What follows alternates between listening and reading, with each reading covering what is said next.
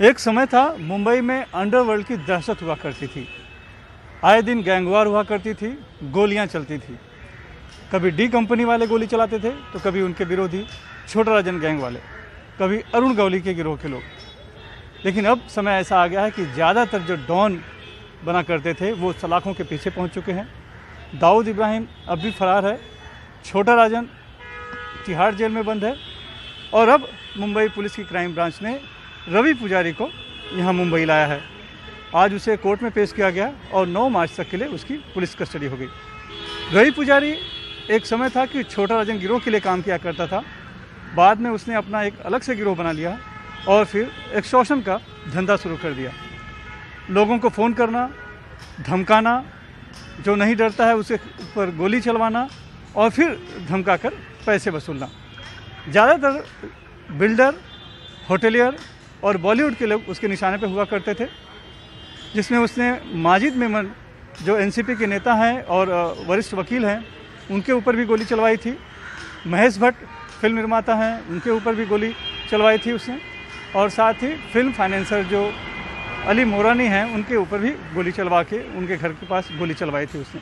यानी और साथ ही इसकी एक और मोडस ऑपरेंडी है कि वो गोली चलवाने के बाद, फ़ोन करने के बाद मीडिया वालों को फ़ोन किया करता था और बताया करता था कि फला जगह हमने गोली चलाई है, फला को हमने धमकी दी है।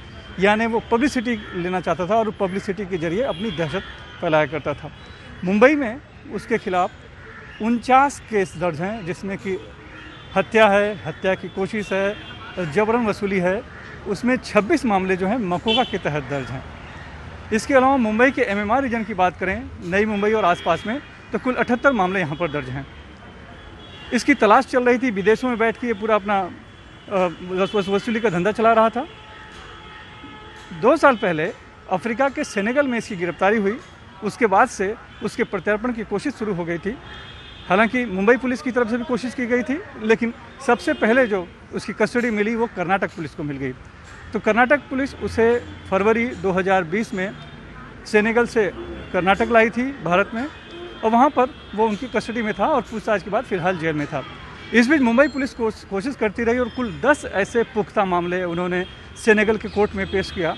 उनके जरिए उन 10 केसेस में उन्हें कस्टडी मिली है। तो मुंबई पुलिस अब कर्नाटक जेल से रवि पुजारी को सड़क के रास्ते यहाँ मुंबई लाई है और मुंबई लाकर अब उसके खिलाफ जांच शुरू की जा रही है।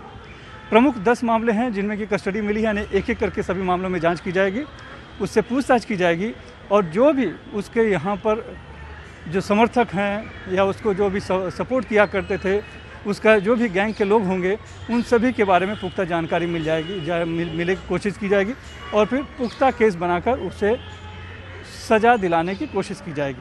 केस तो कुल 49 हैं, फिलहाल 10 में कस्टडी मिली है, लेकिन अभी जो जिस केस में उसे गिरफ्तार किया गया है और पुलिस और कोर्ट में आज पेश किया गया मकोका के, वो है 2016 का विले पार्ले के गजाली रेस्टोरेंट का केस है, जिसमें कि वहाँ पर उसने एक चिट्ठी दिलवाई थी, गोली चलवाई और उसमें ये बताया गया कि इस पर नंबर लिखा, उस नंबर पर फ़ोन करो, और वो नंबर था वो रवि पुजारी का, जिस नंबर से वो सबको धमकाया करता था। उस मामले में 7 लोग पहले गिरफ्तार हो चुके हैं। अब रवि पुजारी की गिरफ्तारी उस पूरे मामले में हुई है। अब ये रवि पुजारी अब जाकर, चूँकि मुंबई पुलिस की कस्टडी में आया है, तो अब कई ऐसे राज भी खुल सकते हैं। और रवि पुजारी की खास एक बात थी कि वो अपने आप को, जैसा कि छोटा राजन जब विदेश में रह रहा था तो उसने अपने आप को हिंदू डॉन करके प्रोजेक्ट करने की कोशिश की, वैसा ही कोशिश एक समय में रवि पुजारी ने भी की थी और इसीलिए उसने माजिद मेमन पर गोलियां भी चलवाई थी, कोशिश की थी, और साथ ही उसने कई वकीलों को धमकाया भी था इसी बात के लिए।